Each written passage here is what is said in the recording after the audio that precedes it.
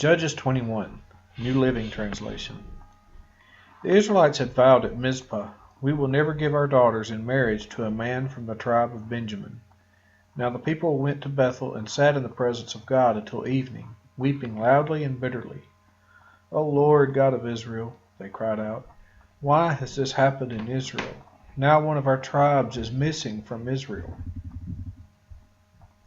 Early the next morning the people built an altar and presented their burnt offerings and peace offerings on it.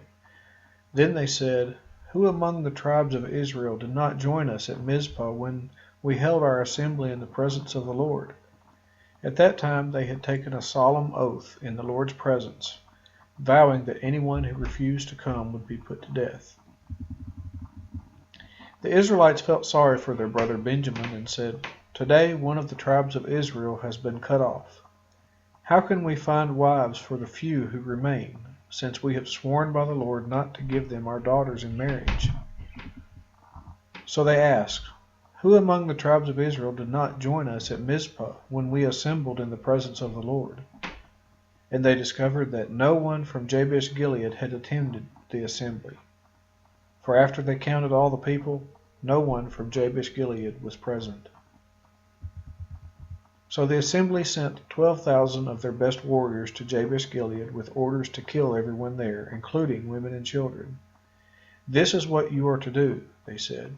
"Completely destroy all the males and every woman who is not a virgin." Among the residents of Jabesh Gilead, they found 400 young virgins who had never slept with a man, and they brought them to the camp at Shiloh in the land of Canaan. The Israelite assembly sent a peace delegation to the remaining people of Benjamin who were living at the rock of Rimmon. Then the men of Benjamin returned to their homes, and the 400 women of Jabesh Gilead who had been spared were given to them as wives. But there were not enough women for all of them.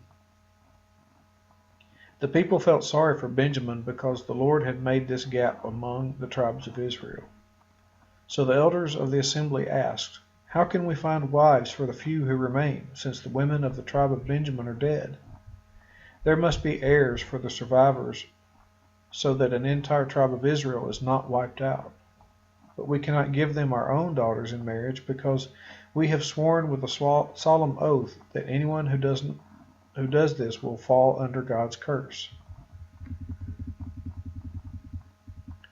Then they thought of the annual festival of the Lord held in Shiloh, south of Lebanon and north of Bethel, along the east side of the road that goes from Bethel to Shechem.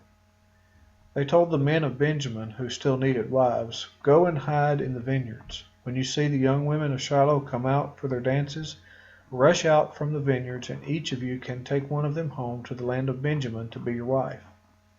And when their fathers and brothers come to us in protest, we will tell them, 'Please be sympathetic. Let them have your daughters, for we didn't find wives for all of them when we destroyed Jabesh Gilead. And you are not guilty of breaking the vow, since you did not actually give your daughters to them in marriage.'"